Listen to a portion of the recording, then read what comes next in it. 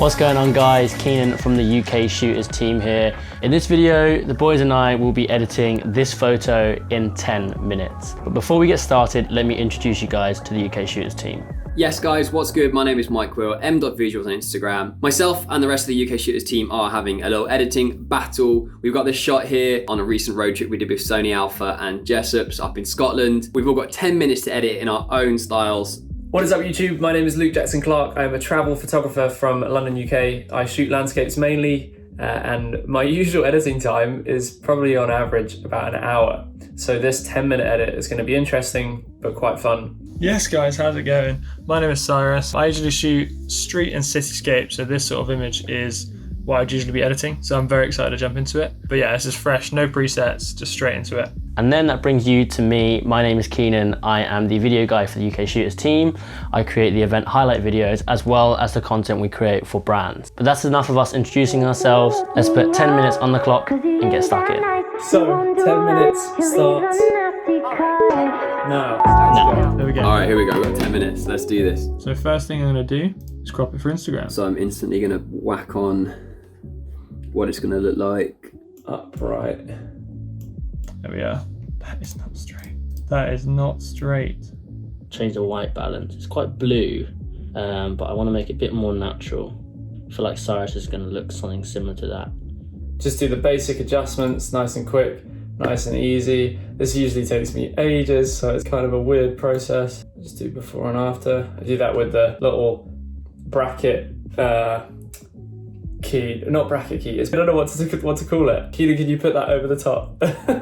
Put this down a little bit. Just do a basic S curve. And this is what I do, like RGB as well. So every single curve looks similar. Oh, my heart is racing right now. I actually usually push this up a little bit. I feel like it just gives more of a pop. So I like a lot of fade, but for me the darks there are too grey. So what I do is I add in this last point, bring that down. So one thing that I think a lot of people miss, especially in the early days, is using the selective colours in the RGB. I'm putting a bit of red into the shadows there, give it a bit more of a cinematic feel. But yeah, honestly, play around with this. This is how you're going to get a lot of your style, your signature colours when it comes across in your editing. I'm looking at the histogram here. There's crushed blacks already. I'll probably bring it up so there isn't any.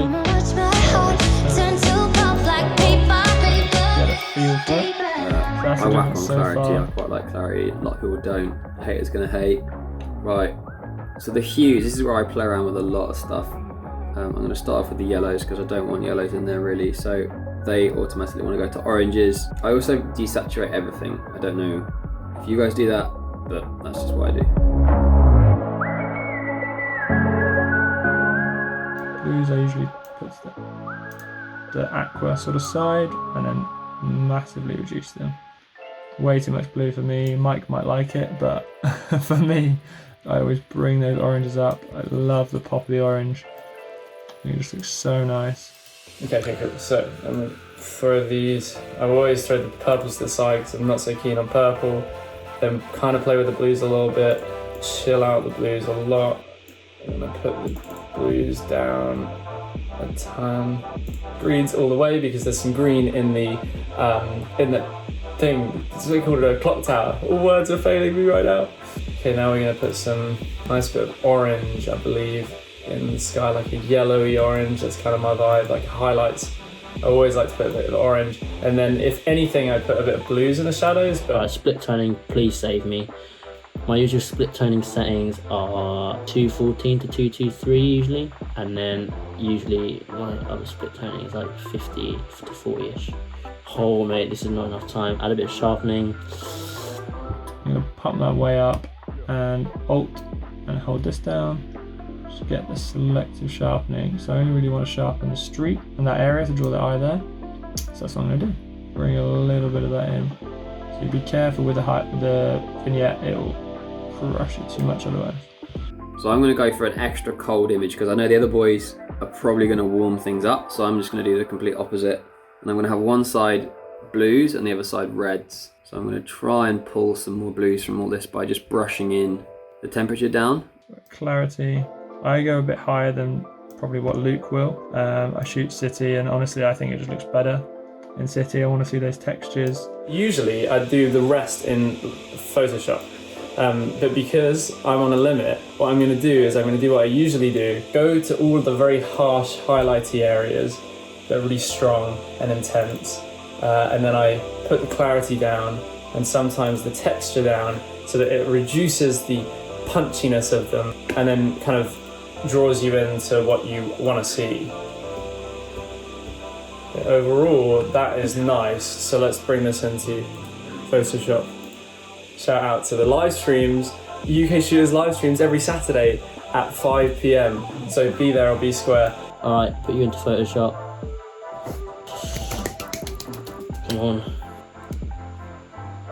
Nah, this can't be happening. Oh, come on. No.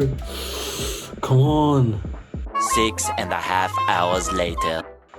Come on, please open. Oh, yes, yes. Come on, Shift N. Gonna get a color dodge, fill neutral with black with 37 seconds left. Brush, flow 9, make the fill white. I'm just gonna paint, oh sugar. Okay, background copy, nice and simple. I'm gonna go just keep it simple and remove things. This is, if you're a Mac user, use spacebar and you can move your screen nice and easily. What I'm doing here is I'm just removing a distracting part of the image. You might not think it's distracting, but it will be when I show you the before and after in a second. Bring those oranges out, there we go. God, I sound like Gordon Ramsay. Just lift that up. Yes! F***ing yes! Sorry, I've been watching way too much Gordon Ramsay. Oh God, 2 minutes to go. Right, I've got a few minutes left. A few seconds left. I'm now just gonna try and rub out some of these to then make sure the eye is drawn into the middle. So I'm just gonna get rid of that taxi. Okay, perfect. And that light, because that light is annoying. Anything that's on the edges, basically, I'll try and get rid of because I want to make sure that the framing is there and you're looking into the center of it and then working your way out rather than something on the corner. Sometimes it can become quite distracting. Adjustments, brightness and contrast. I've got 11 seconds. There we go, and then adjustments, hue saturation, a little bit less. Oh, I'm done, finished. To be honest, mate. No, okay, Oh my well that's God, not is that bad. actually 10 minutes? So that is all we've got time for. I'll stop there. That was so intense. Okay guys, well, thanks for watching the edit. This is the before and after of shaking.